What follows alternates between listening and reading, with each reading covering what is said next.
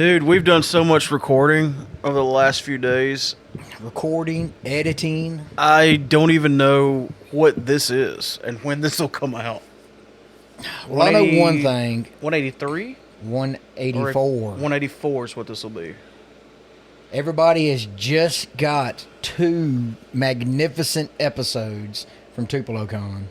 Yes.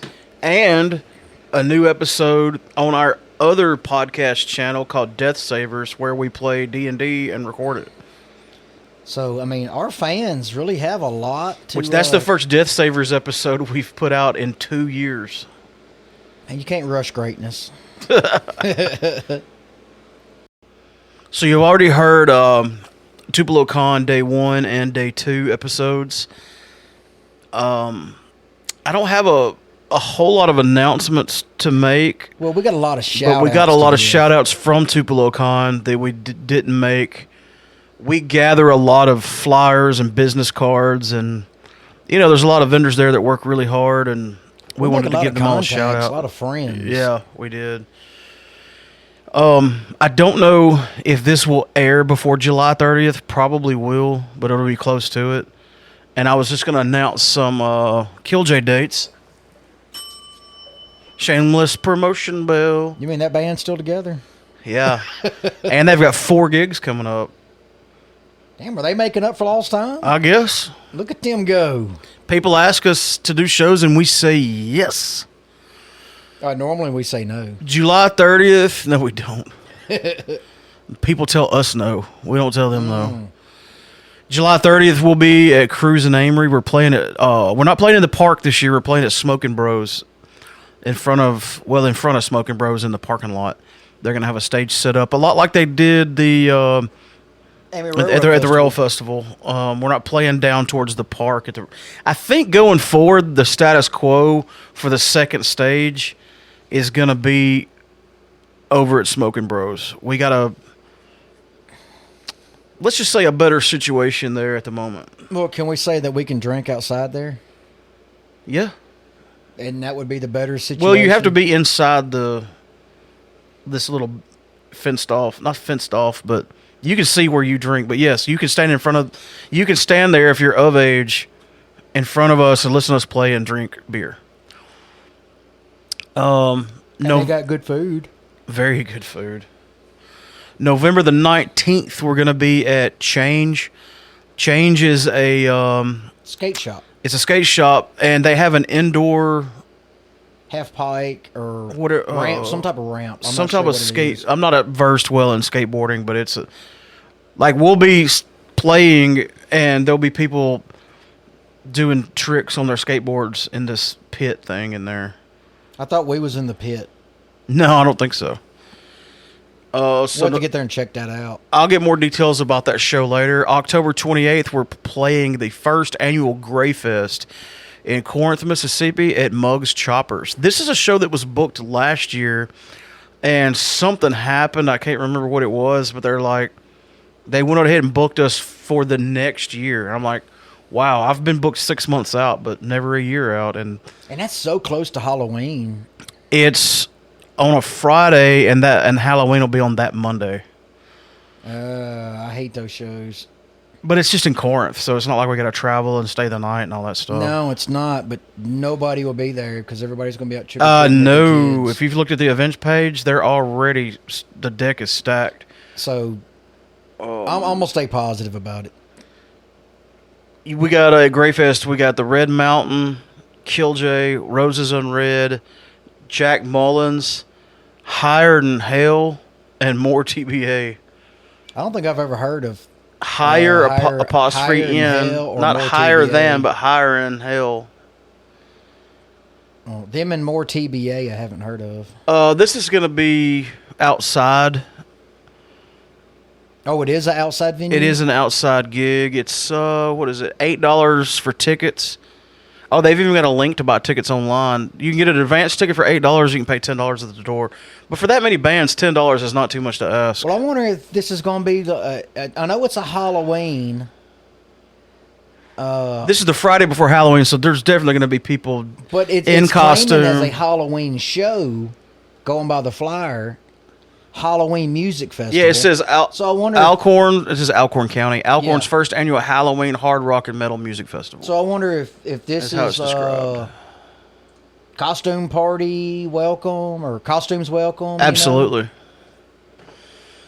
Then fast forward to 2023, January the 21st, at the Tupelo Furniture Market, where we just did Tupelo Con, but it says this will be in Building 5. I don't know what building Tupelo Con was in. It's either Building 1 or Building 5 because they got them.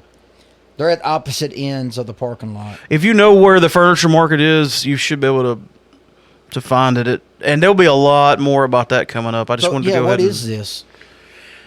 Is this a con or is this a show? No, it's a gig. There's going to be a bunch of bands there, and Wow. they contacted me and wanted us to play, and I was like, okay, Nice. don't threaten me with a good time. I'll do it. When you get my age, you don't know how many shows there's going to be left for people before people quit calling. So just try to say yes to all of them if you can. That's the way I look at it. We don't have a lot of news. I imagine there's going to be another segment of this later on where we like start over and almost do 2 podcasts in one. But I read somewhere, and this isn't, I'm a Friday the 13th nerd. This isn't a huge announcement because they've been saying this for a while, and this isn't anything official, but Blumhouse Studios, which has brought us some really, really good iconic horror movies, Yes. is interested in purchasing the rights to Friday the 13th and A Nightmare on Elm Street, and wanting to do another Freddy versus Jason with Robert Englund and Kane Hodder. So you think they'll take out the cheesy part where Jason's afraid of water and That movie, and I'm not going into great detail because I've talked about this before in previous episodes, but that movie could use a do-over, and it should have been Kane to start with. I really don't care who was behind the mask. I just if you're going to play with canon, keep your canon right. Well, when people talked about Freddy versus Jason, they were talking about that Jason and that Freddy. And that's Robert Englund and Kane Hodder. And like I said in a previous episode, I won't try not to repeat myself too much, but I'm not saying I hated Freddy versus Jason. It's a good film, but I thought it was an excellent I believe film. that Kane deserved to play Jason against Robert Englund's Freddy in that movie. But again, this isn't even speculation. It's just they're interested in trying to get the rights, but if they do, that'd be great because they've made some great movies. Well, I know Blumhouse is really on the up and rising, but you think they got the kind of money it takes to buy one or the other, not just both of them? I know, and you're coming off this big, huge lawsuit that finally got settled between the original writer and the studio on the rights to Friday the 13th. Both sides will have to get paid. Just within the Friday the 13th count. Not to mention what you would have to pay to get Freddy. I don't think they'll sell. I mean, now that lawsuit's over, that's opening so many new avenues of revenue for Friday the 13th. well, in related news, this just hit today on ScreenGeek.net.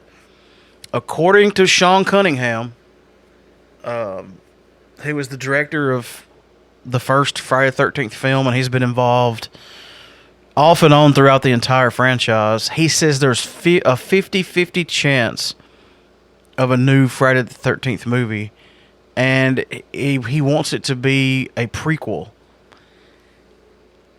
which means... Prequel to the first one? I guess, which means you're not going to have Jason in it as the grown hockey mask wearing, machete wielding version that we are familiar with. So he would be maybe the young kid that Well, let me just... dies. I won't read this whole thing. The rights to Friday the 13th multimedia franchise are pretty messed up, to say the least. As fans know at this point, a legal debacle between the original Friday the 13th screenwriter Victor Miller and director Sean Cunningham have put the series on hold. This means no new movies or television shows, and it also stopped future updates for the Friday the 13th game. Now a new update on the Friday the 13th lawsuit has been released, and unfortunately, it's not particularly uplifting for fans that want a new movie. This update comes via CNN, where they attempted to put the current rights issue into perspective. In order to do this, they spoke with a member of Victor Miller's legal team, Malibu copyright attorney Mark Toboroff. He discussed the current legal situation and what impact Victor Miller will have on any future of the Friday the 13th movies or projects. And we talked about this before. One side owns the name Friday the 13th, the name Jason Voorhees, the name Pamela Voorhees, and the name Crystal Lake. But then beyond that, the studio owns the likeness of the hockey mask wearing full grown-up Jason Voorhees that we all know. So one side can use one part and the other side can use the other parts, and you just can't. I mean, about all they could do, I speculated, is a remake of the first one, which the first one's kind of perfect, so you really don't need to. A prequel, I don't know what you would get into other than Pamela Voorhees' descent into madness as she deals with everything. I don't know. The assumed dead of her child. But this will be a way for them to avoid having to come to an agreement on both sides, because they won't use Hockey Mask Jason like in Friday the 13th Part 1 and 2. Well, 2, he was grown up and that was Jason Voorhees, but yeah, he didn't get the hockey mask till 3. Sack. Yeah. But you wouldn't be able to do any of that. But again, the full-grown hockey mask wearing Jason is what is iconic to that franchise, so it's going to be hard. Not impossible. But we'll just have to wait and see what happens on that, because I hope the first prequels either do really good or they completely bomb. Well, like you look at the remake from 2009, like they covered Part 1, 2, 3, and everything. Because they did the flashback of Pamela getting beheaded. They covered Jason with the potato sack, and then they showed Jason finding the hockey mask, and they kind of go through chronologically. They don't leave out anything as far as the previous stuff, and you're just stripping away a huge part of that franchise.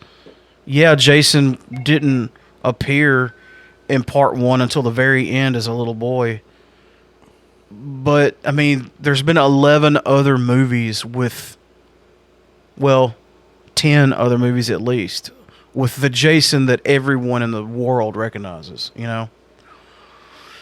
So I don't know. We'll keep you posted on that. I'll probably talk about Friday the 13th too much, but we were told recently that we talk about Doctor Who too much, and which we've been told that me and Anthony talk about brewing beer too much. Y'all talk about Batman, or not y'all. We talk about Batman and Friday the 13th way more than we talked about Doctor Who, in my defense. I think because I could do a whole. I think Doctor Who gets mentioned, but we don't really elaborate that much. We don't spend a lot of time on it. Yeah, because I could do a podcast of my own just on Doctor Who. We'll probably in the next segment of this podcast do more announcements, but let's get into our shout outs for Tupelo Con, and kudos to you for collecting. Do we just want to reach in the hat and pull out a card? Just start pulling them out. Like, okay, here we got a Tupelo Haunted Castle business card. You went around and collected way more than I did. Well, a lot of them was brought to us and dropped off. Yeah, a lot of people do that too. Especially if they stood and talked to us for a little bit, or we went by and talked to them at their booth. They make sure to come back by and give us a card. And you'll have to, a lot of these have barcodes on them where you can scan and get more information, and obviously I can't translate that over an audio medium, but you can find all these people online. Tupelo Haunted Castle has a website, thetupelohauntedcastle.com. That's with the. And we had a discussion with them, and I don't want to give away any spoilers, but they got some big plans this year, and we're looking forward to. And I'm hoping we really want to be a part of Tupelo Haunted Castle more this year than we kind of have been in the past. Because, man, they are great folks, people. If y'all don't know Barney Harris and Josh and just that entire family, man, they are just awesome people. And if you pay attention to our social media, we've already posted a link to the podcast we did with Connocar Media. Well, they've already heard that podcast, hopefully.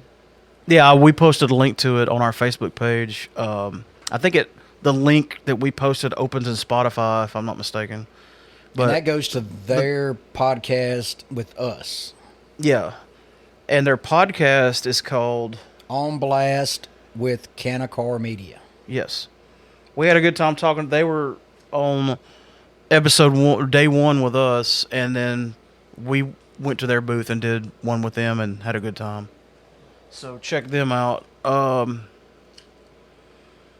This says Celeb Games. No, Glebe Games. Why did I say Celeb? I shouldn't be reading these because I'm blind. You want me to read them? The rest of them, yeah. Glebe Games is based out of Corinth, Mississippi. I don't remember talking to them. Did you? Anthony might have had. Okay. All right, let me reach in the hat. You got a bunch more. The gentleman that was posted up beside us, Mr. Jeff Jones. Oh, he yeah. does a blog on places to eat. And he goes out and he promotes your restaurant. If you've got a specific meal that you're extremely proud of, you get a hold of him and you're like, hey, come, check us out. Which you can find him on Facebook, Instagram, and Google by either typing in Eating Out with Jeff Jones, Eating Out with Jeff Jones.wordpress.com, or just Google Jeff Jones. I wonder if he's done the gemstone yet. That'd be... I want to say him and Anthony was talking about it, but I don't know if he did, because he knew about Park Place in Amory. I wanted to mention this company because I spent a lot of time, a pretty good while talking to them. It's Misty Mountain Gaming. They have a YouTube channel. They do videos every Monday.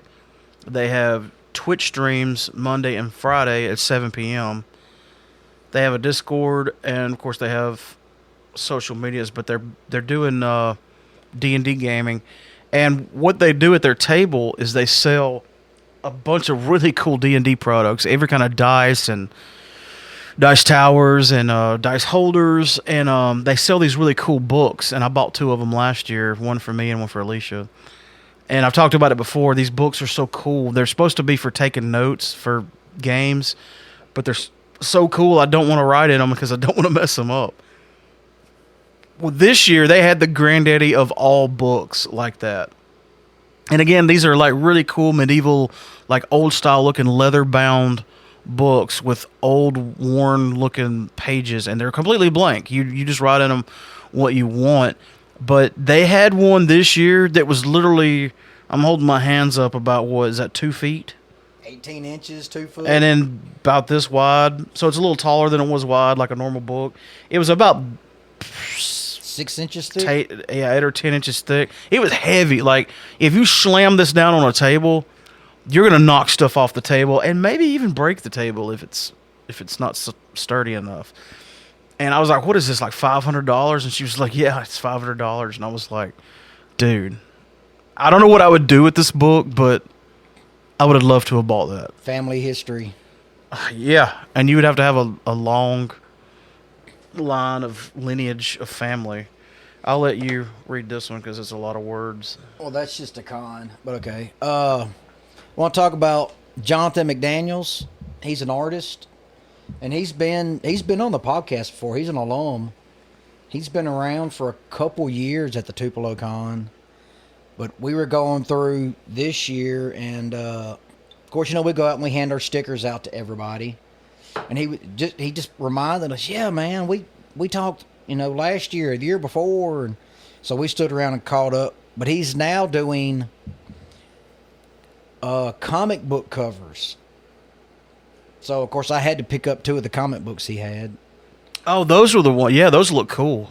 Yeah, and he's got 6. And what was the connection to? You explained that to me. One of them is Vampirella's daughter. Yeah. So, that's just something you'd really have to go through and look up.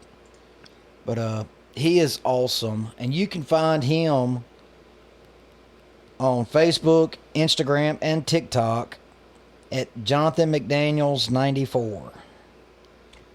So yeah, give him a shout out, give him a holler, let him know where you heard about him, and get some of his stuff. Then there was somebody else that was right on the other side of us, on the other side of Jeff. And of anybody that gets on Tupelo Con's Facebook page and they see a majority of the pictures that is posted is done by Ignited Digital Marketing. And they had this cool thing this year where everybody put their business card in this bowl, and they were going to draw for a free website design.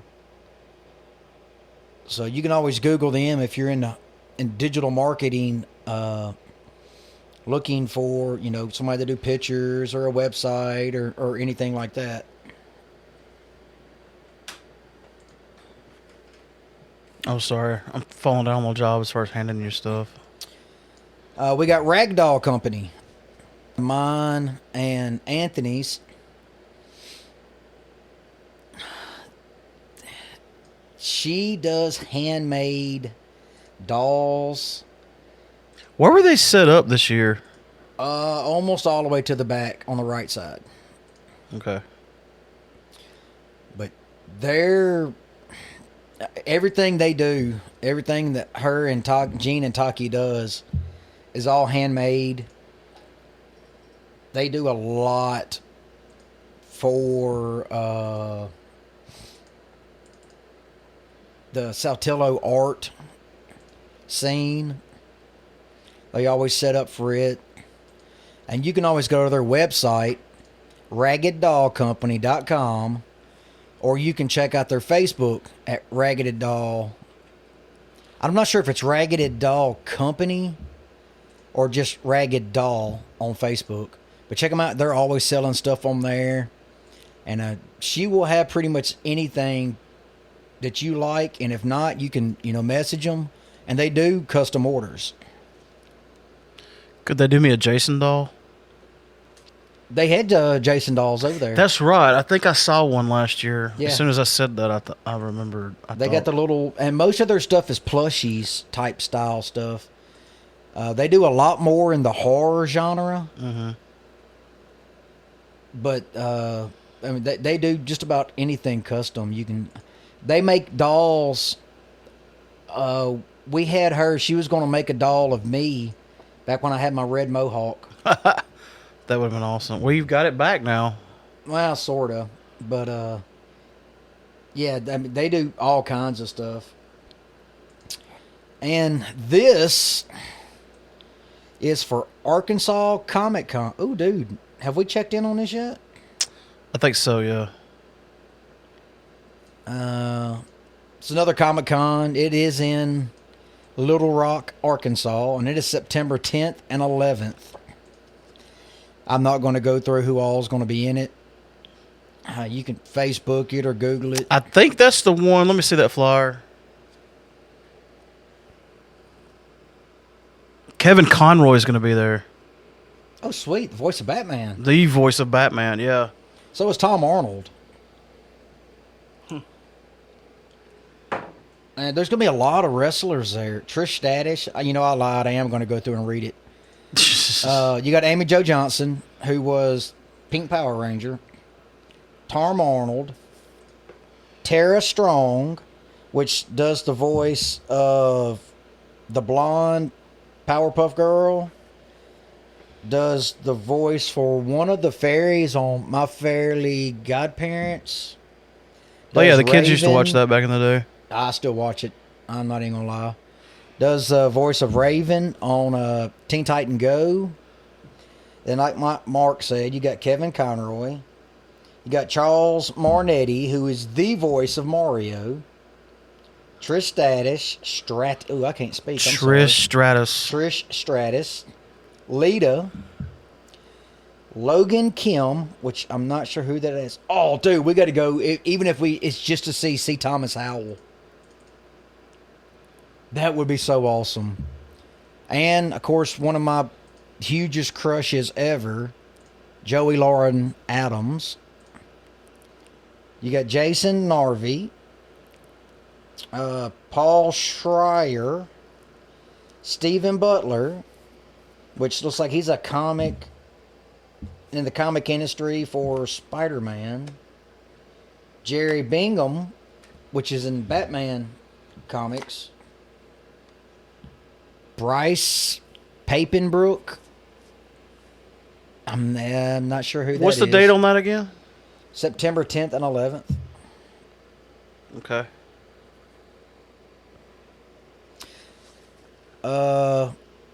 And David Matragna. I'm butchering your name. I am so sorry. He does the voice of I can't think of his name off My Hero Academia, along with Josh Greel. But man, y'all should check this place out. This is it's nice. Hopefully we'll see you there, or you'll see us there. You got 2 left. There you go. Underrated comics. Christian Cavanell and Nathan Christie. They don't have... Oh, yeah, they do. YouTube and Facebook. Just look up Underrated Comics. I didn't talk to them. They came by and left a card for us. Which, by the way, we highly encourage everybody to do. Oh, yes. I mean, if you want a shout out, or I done talked about Jonathan. Hey, and if you want to do an interview with us, if we don't ask you, it's okay to ask us. And unless you're that one lady. Oh, Tennessee Tater Chip. I don't know, man. I might have to go back to we might enjoy day 2. interviewing Tennessee Tater Chip. I didn't cut that out of the interview, by the way, which everybody that's heard it, they'll know exactly who we're talking about. That might have been interesting. You never know. I don't think. I would not want to edit that. I just want to go ahead and... I'd put that one off on you. So this is going to be... We're at the end of... I think close to the end of this segment. What do you predict is going to be on the rest of this episode? Either more talk about Batman or Friday the 13th. I probably shouldn't talk anymore about Friday the 13th. I'm fixing to do a Patreon exclusive episode. Oh, we talked about that. How about that? Yeah. That's something I can do even if I'm just here by myself and I can't get everybody together. I'm just going to run through. I'm going to call it the mini masks of Jason Voorhees or something like that. I'll tell you what you can do. If you do it by yourself, just go through all the old podcasts and edit out little sound clips of us going, oh, dude, man, that's really awesome. We got enough man? content out there I that believe you. any 3 or 4 of us that regularly appear on the show, we could make it sound like we're all there. With some clever editing, that would we could. If I was really good at editing, I could do a whole new podcast without even any of us being here. Oh, let's not try that. I'm not. Maybe 1,000 years from now, when technology could do that without us, they'd make a new episode of Real Pop Culture. We've probably said every word right and wrong. Yeah. Next segment. Maybe we'll get a email. It's definitely going to take place at least a week from now, so there'll be new stuff to talk about. We still haven't went through the emails and stuff that we've gotten. Yeah, sometimes when we hit pause, we go take a break and come right back that day. Sometimes we hit pause, like 3 episodes ago, we hit pause and I wound up getting COVID, and it was like 2 weeks later when we wound up finishing that out. Well, you know what? Let's just go ahead and make this short and sweet. And unless you do got something you want to talk about.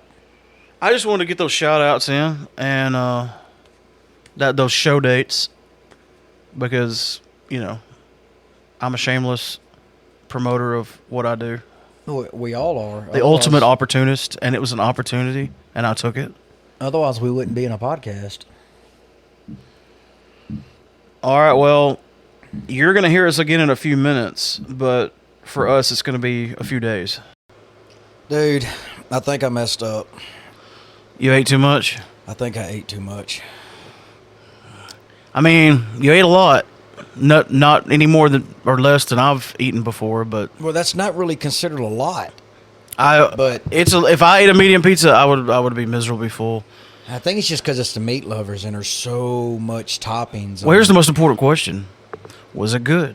It was pretty good. Well, Gotta there say you the go. jalapenos wasn't. What else have over you? the top. What else have you eat today? That's it. That's what I figured. So you basically ate like a boa constrictor today.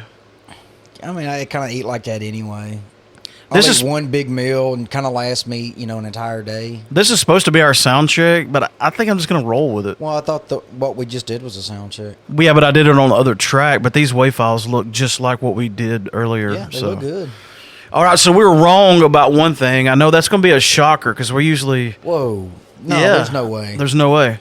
We talked like it was going to be a week before we finish this podcast out. Well, in our defense, I technically wasn't supposed to be here today.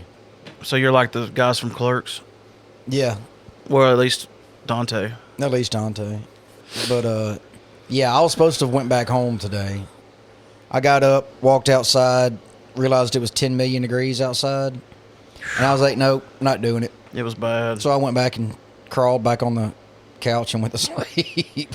One update that an unfortunate update that developed over the course of the day that I need to let everybody know that Killj show. I can't reach the bell. On July 30th, Cruising Amory has been canceled. And, there's a couple people we need to message about I that. know. I don't know why either. When I talk to Rob, I'll find out. But evidently, it's not just us. Like the whole thing is off at the Smoking Bros stage. So, no clue. But the other three shows that I talked about are still a go, as far as I know. As of right now, they are still a go. So, if you want to come see us, that's how you do it. We learned something tonight. Learned two things tonight. We found out that heat lightning It's does not real. exist. It's not a thing. It's just lightning, and it's hot. Which I'm assuming all lightning is hot, but it's I'm hot pretty outside. sure.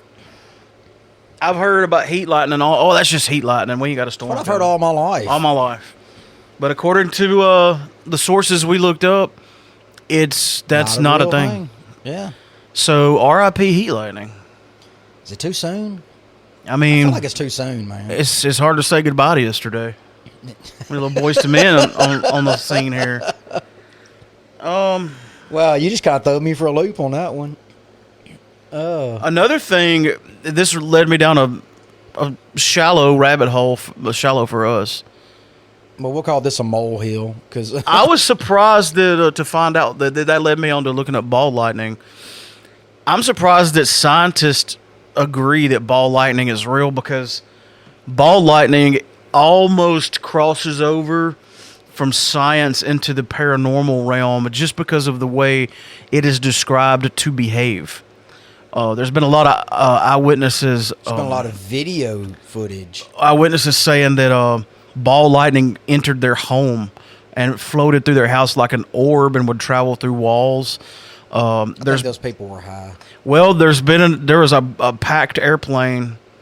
I haven't read this in a while, so I'd have to look it up. But it was this big airliner, and same thing, a big bright orb entered and floated down the aisle and left the plane. Well, the one time I've seen ball lightning personally, we was on a plane, but it didn't come through the plane. You could just see it off. I'm hoping it was off the wing. There's something on the wing. It was Something. out past, and you could just see it. It just erupted and just kind of followed along for, 20, 30 seconds, and then just disappeared. Well, this is what I pulled up. It says, "Is ball lightning a real thing?" Scientists seem to agree ball lightning is real, even if they don't fully understand what causes it. Researchers from Lanzhou, China's Northwest Normal University, inadvertently recorded ball lightning at an event while studying a 2012 thunderstorm using video cameras and spectrometers. I would like Could've to. been a ghost. Remind me to watch that video when we get done. I'd like to see that. But yeah, used to ball lightning was just kind of a myth, kind of a urban legend. And Well, you know, like I said, particularly because of the way it behaves. A lot of Foo Fighter people who think that what the Foo Fighters saw was ball lightning. Like the band, the Foo Fighters? No, the whole reason Foo Fighter band got their name is from the jet fighters who was fighting Germany. I didn't know that. Yeah.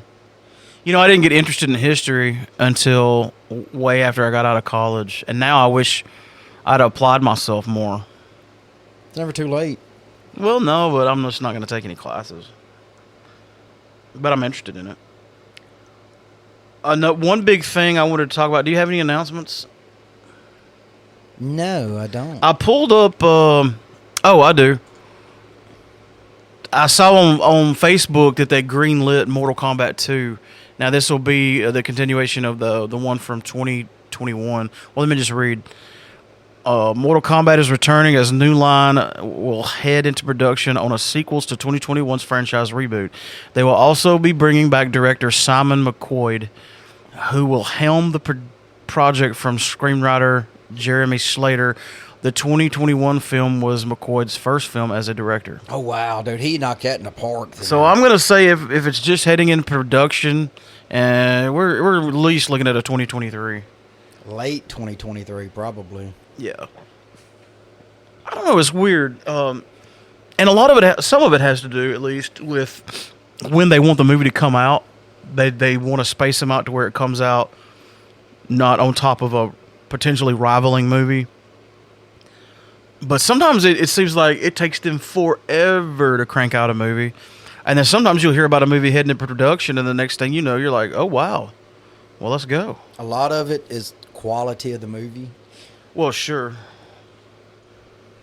I looked up to see when Thor: Love and Thunder is going to come to Disney Plus, because I've been wanting to get to the theater to watch it really bad, and I still have time, but there's just been so many things going on that I couldn't make it. I But practically gave up going to the theater anymore.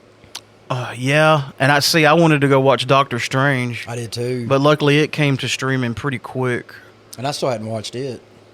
Oh, really? It's good. But it's going to be on Disney Plus. Well, according to this, it should be there around August 22nd, which would be a month from now, if that's correct.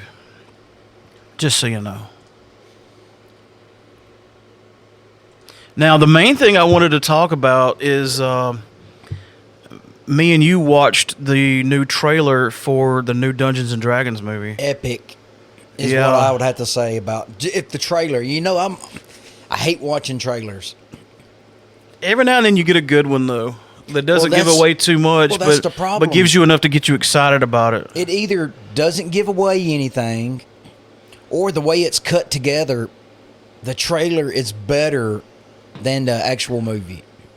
Sometimes. And sometimes they give so much away that it's just a downright spoiler. Yeah. So that's the reason I try to stay I didn't away get that from trailers. this trailer. I didn't get anything that felt spoilery to me. Well, it's kind of hard in a D&D-esque movie to really give away any spoilers. But that being said, if you're the kind of person that a preview or a trailer, you consider it to be a spoiler, then that's why we kind of put this towards the end of this episode in case you want to not listen to it. Well, I mean, just don't go watch the trailer. We don't know anything beyond the trailer. Kind of a star-studded cast for a D&D That's the movie. first thing that surprised me. That's your, your warning if you. And there is some stuff that I'm not like. There is some stuff though that I'm just like, I don't want to know anything. Yeah. I don't want to watch a trailer. I don't want to see a headline. I don't even want somebody to tell me if it's good. Well, that's what I'm scared But about. with this, trailers. I wanted to see the trailer, and I'm glad I watched it because it's really good and it got me excited, which is what a trailer's supposed to do. Yeah, But yes. they venture off course sometimes, and they just make bad trailers for lots of different reasons and a lot of different ways. Terminator Genesis. Oh God, that's probably the worst offender. Gave away like not just a spoiler for the movie, but a spoiler for the entire franchise in the preview. Yeah. I'm like, are you kidding me? It's Like, I remember that one slipped by accident. It was too late to pull it back. I was sitting in the theater when I saw that trailer. I don't remember what movie I was there to see, but I literally cussed out loud in a movie theater. I was like, are you kidding me? You can say it. I mean, you got to edit it. Yeah. Or no, I said you got to be shitting me. I wouldn't have said the F word out loud in the theater, but I was mad. Like, I was like, seriously, because I love Terminator 2. Even with the trailer mishap that they gave out, I thought Genesis was still a really good movie. I liked it, and hell, I thought Salvation was good. Part 3, Part 3 was kind of No, not Genesis. What was the one after Genesis? Oh God, I don't even remember. That's the one we're talking about. No, I'm talking about Genesis. That's the one with Matt Smith in it. But they've made. I'm getting them the last two crossed up. The very last one was when you're right. It had Old Man Arnold in it. Yeah, which was it really, had Amelia. Really cool. No, that was Genesis. Well, the last one is who was Sarah Connor in the most recent one? What's her name? Linda. That's right. She came back. She came back for that role. That's true. Yeah, but they were shitting on that one, and I was like, nah, that one was actually pretty good too. That wasn't too bad. But I'm getting them mixed up in my head. Maybe I need to go rewatch them. But I remember liking them. Do I hear watch along? Maybe.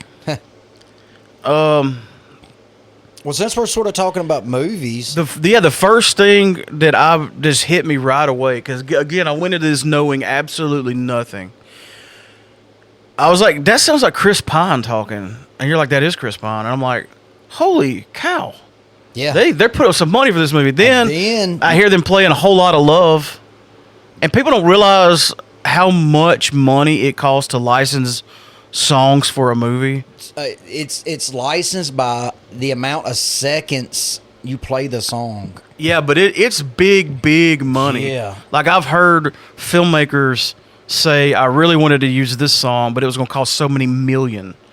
Well, somebody made the comment, I don't know if it was Jay and Silent Bob, or if it was Kevin Smith, or if it was something else.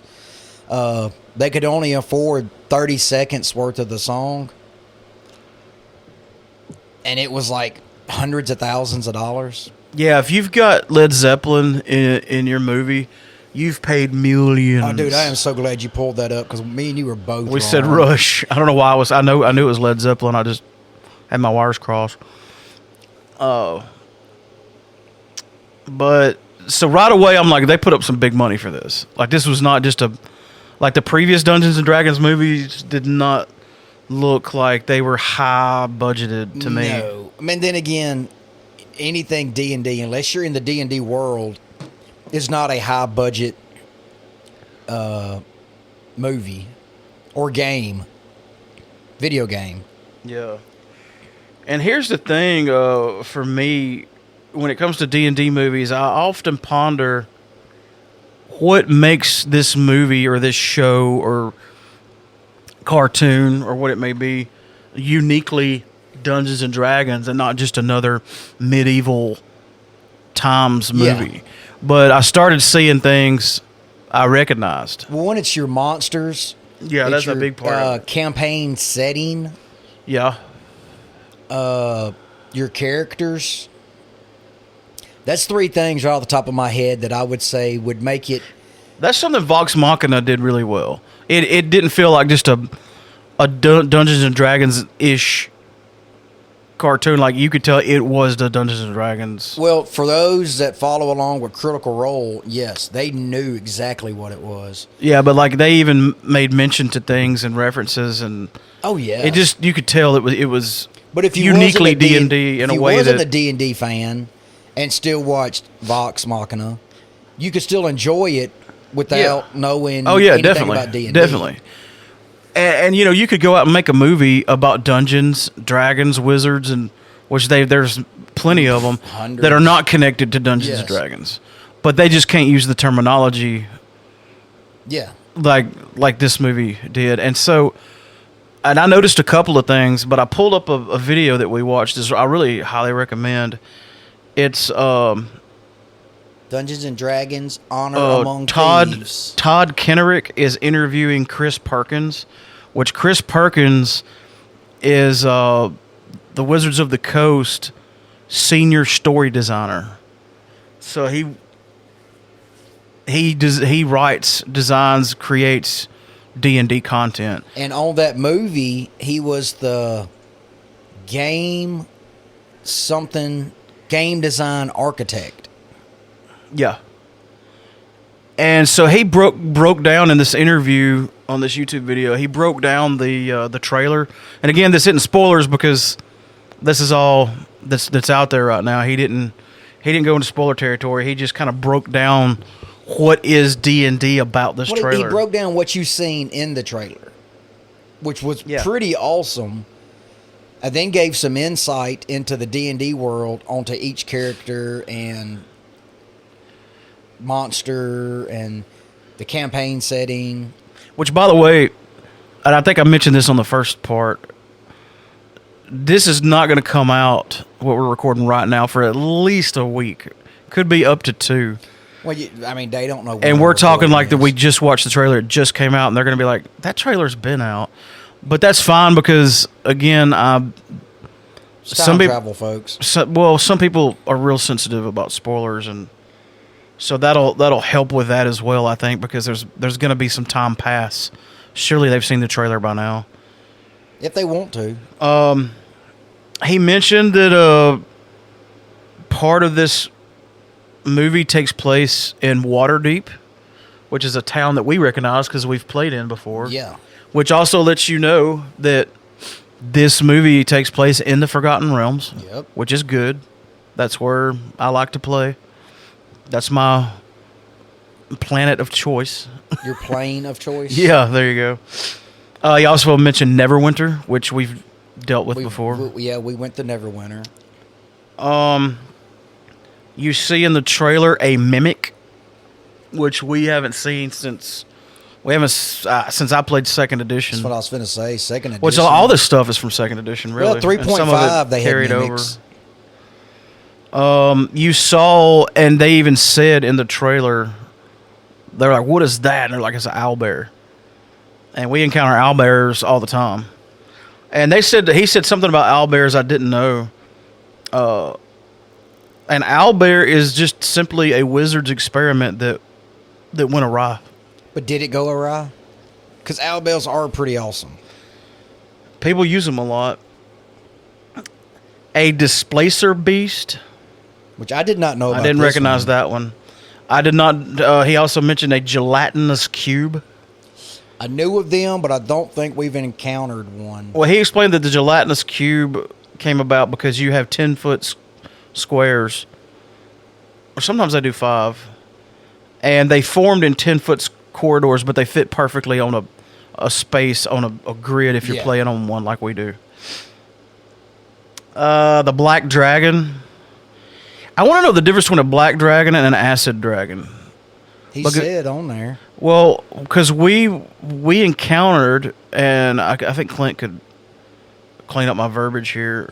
We encountered an acid dragon, and it was in a swamp. And he said black dragons usually hang around in swamps, and they dissolve people. They spit out this, at least this one did, this black goo. They just dissolves you. That's also what an acid dragon does. Yeah. I think it spit out green, though. So they may be two different things. I always thought acid dragons were green dragons. Don't ask me why. No, there is a green dragon that's different. Oh, and talk about casting. You don't just have Chris Pine. You have the redheaded girl from It. I got her name. Pull her name up. I want to give her a shout out because she did a really good job with the grown up version. You know, the It movie is split in half. She played the younger version. Oh, that's right. She played the younger version, not the older. Sophia Lillis. And she's playing a tiefling. Which is awesome. So we're getting out of Second Edition with that. So I guess this is not particularly any edition of D&D. This is just the D&D world. But it also has Michelle Rodriguez in it. Mm-hmm. And Hugh Grant's in it. Chloe Coleman, she used to play on a lot of movies with The Rock as a little kid. Man, there's so many people in this movie that it doesn't really do me justice to tell you who's in it. Yeah. Because you don't really know them right off the top of your head until you actually see who it is. Then you're like, oh, yeah, I know who that is. I do that all the time. Well, we done that with Sophia. And we talk about so many actors that I get my wires crossed, and I'll just have a brain fog and forget somebody's name that I know their name, and it's on the tip of my tongue. But they also mentioned the Underdark. He says that there's. I was kind of curious about that. He said it shows in the trailer. You see a glimpse of the Underdark, and I'm like, how do you know it's the Underdark? Because there's settings and places that could look sort of like the Underdark without actually being it. But he said the Underdark is actually anything underground. Yeah, but you could be,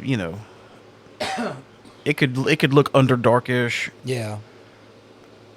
Oh, and there's this it's a prison that they wanted to use for a module. Well, I don't know if he designed this for the movie or it showed up in a module. But that module, I remember hearing about a while back, like in 2018. Well, he said when they first started writing it, they wanted to use this prison, and there wasn't anything in the D&D world. So he made it into a module. That way, it showed up in a module later on. He created it. Yeah, but he created it, and he calls it Revel's End, and it's a cool-looking prison. It's a frigid prison or frost prison. Yeah, but it's pretty cool-looking. And the only other thing they really kind of tell you or reveal is that it's called Honor Among Thieves. Honor Among Thieves, and you've got this group of thieves. Let me just read. This is like the description of the trailer. A charming thief and a band of unlikely adventurers undertake an epic heist to retrieve a lost relic, but things go dangerously awry when they run afoul of the wrong people. Dungeons & Dragons Honor Amongst Thieves brings the rich world and playful spirit of the legendary role-playing game to the big screen in a hilarious and action-packed adventure. I'm ready to go watch it. Chris Pine's character appears to be a human, but as you know in D&D, things are seldom what they appear. Well, so does Michelle Rodriguez's character, but you really didn't get a full... Yeah. She almost was like a warrior or a barbarian. Was she not the one that shapeshifted? No, that's the tiefling. Okay. That's the one that Sophia Lillis is playing. Yeah, because she turned into something else. So, anyway, that's all we know is what we saw, and he kind of did a deep dive on this video. It's just a 20-minute video. This is one of those movies I think we need to do our best to go to the theater and watch. Oh, absolutely. Just type in Dungeons & Dragons Honor Among Thieves trailer Easter eggs. And you can watch that video that we watched to kind of shed some light on, what you can expect that's D&D related in this movie. So that leads me to one last question that I have about D&D movies. Uh-oh. Where in the is the Dritz Duorden movie? We've been waiting for that for 30 years. Dritz is the most popular character in Dungeons & Dragons. And that might be why they haven't done it. They created the Underdark I say they, R.A. Salvatore, our real pop culture alum, ring the bell. We sit it too far away. You set it over there. Why don't you put it beside you, because that was horrible. That was terrible. It's pinned under the monitor. Yeah, we were interviewing R.A. Salvatore when he wrote, one of the Dritz books, 4 books ago or 5 books ago. Yeah, I don't even remember how long ago it's been. It's been a long time. Yeah, was in the first year or two of the podcast infancy. Yeah, I'll have to go back and look and tell you what episode that is. And I tried to get him back on because I was in touch with his agent later on when he did another book. he was doing his book tour thing, and I reached out to his agent, but I don't know if he's still got the same agent or what. But I never got a reply. But she was cool, man. She even sent us a digital copy of the book, and I think they sent us physical copies. They sent us 2 physical copies. One to keep and one to give away. Yeah. Or maybe we gave both of them away. Well, I think Anthony or Clint got one of them. And then we gave one away to a listener. Yeah. I don't remember who won it either. That's been years ago. Were they signed? I don't know. I have to ask Anthony. But yeah, that was really cool. And I'm like, we got to have, I mean, eventually we're going to have a Dritz movie. Don't get me wrong. This movie looks cool. I'll stand by it. It looks cool. Well, I feel like I'm going to really enjoy this. If this movie goes over well, we might start seeing more. Being the Underdark is, yeah. The last 3 Dungeons and Dragons movies that were just Dungeons and Dragons did not go over well at all. And I'm not counting Knights of Badassdom in that, because that technically wasn't a D&D movie. It was just a LARP movie. Yeah. But still, as awesome as that movie was. Yes. I highly recommend you watch Knights of Badassdom. It is as funny as the name sounds. It is awesome.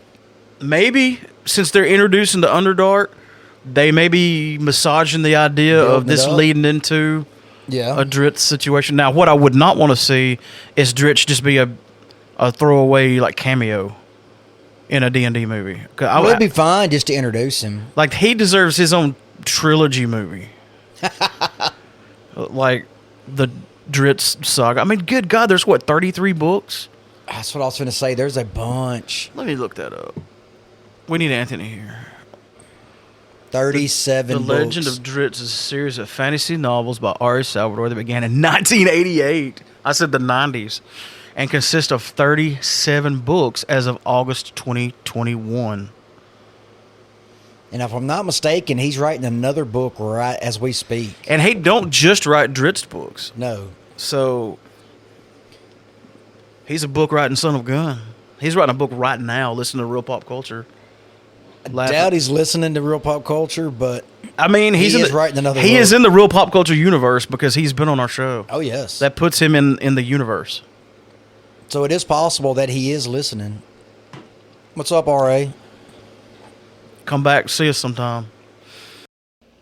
Editor's note. We went back and looked, and R.A. was on the podcast for episode 21 and episode 22. It was a special 2-part series we did. So when you get done with this, go back and listen to it. But no, that's the thing that just blows my mind is what are they waiting for? Like, it's almost to the point to where the younger kids are almost kind of over it. Because, I mean, they still know of Dritz, but he's been out for so long. I've been around for so long. Like, you don't see people cosplaying and stuff like that. And, like, as much fan art and as much hype. Of course, it would easly emerge if there was a movie. If they did a movie, it would bounce back harder than one of those super bouncy balls. But don't do like the Guns N' Roses reunion and like wait too long to where I can't say it. It's not that nobody cares because obviously there's people going to their concerts. But man, if they'd have reunited like 15, 20 years before they did, wow, it would have been just the biggest news in the world. But they almost waited so long that it was like, well, we just got used to the idea that it's not going to happen and just moved on.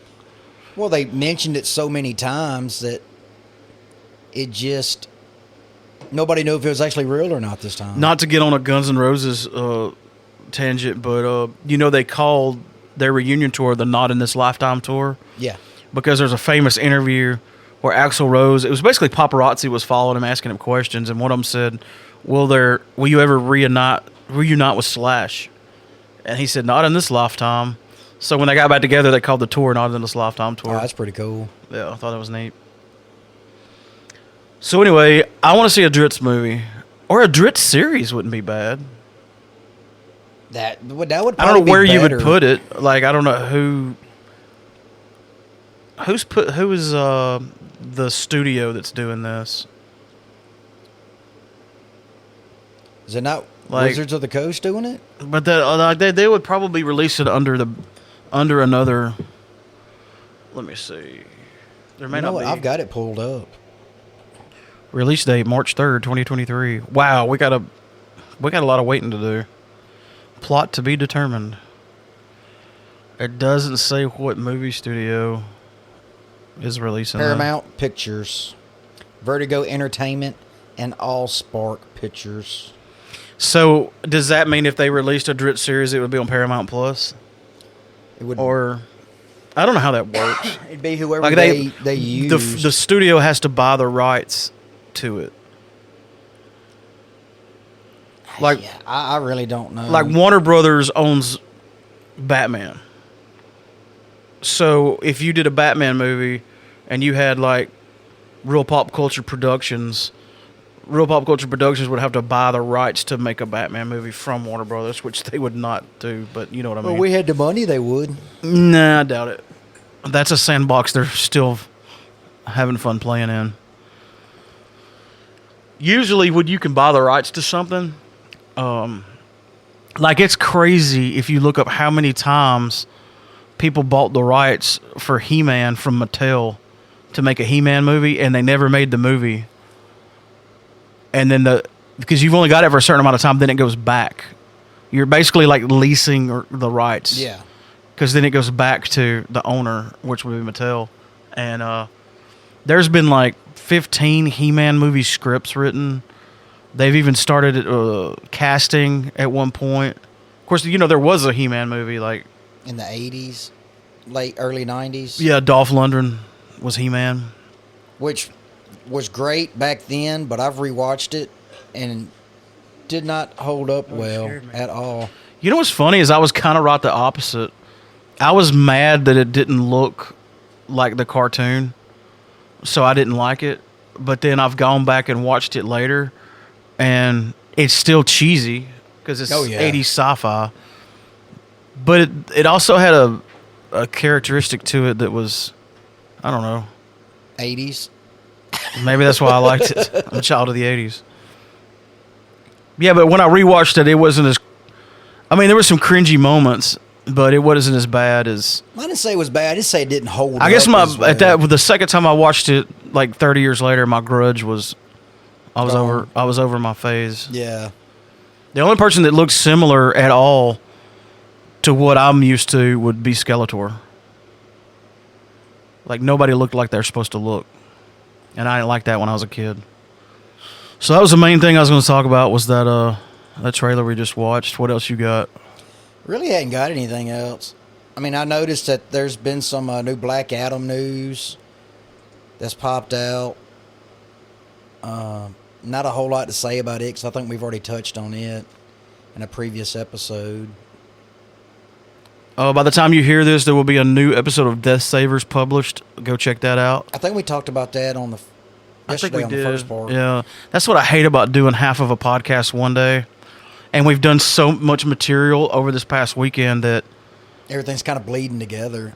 Yeah, I don't know what I talked about on which episode. Which that's not abnormal for me anyway, to not remember. You know what? I think we can sign it off and go ahead and edit this one. Yeah, I'm going to try to get a jump on editing this. What episode number would this be? 184. Are you sure? I'm always confident. Sometimes you're confident and wrong, though. Well, I didn't say I wasn't wrong. I just said I was confident. But no, this is 184. Because episode day 2 of Tupelo Con was 183. When I edit them, I have I pretty much... yeah, you name them slightly different, like more descriptively than I do. Well, it helps me keep up with them because I've got everything archived on my computer. So remind me to publish this when we get off of here because do it now. I didn't have time to do it today. I'm going to do it right now. You hear it, folks. We're publishing it right. No, we're not. Thanks for listening to Real Pop Culture, episode 184. We've been broadcasting live from high atop the first and only floor of the Killj headquarters at the Killj Ranch. Love you, bye. Love you, mean it.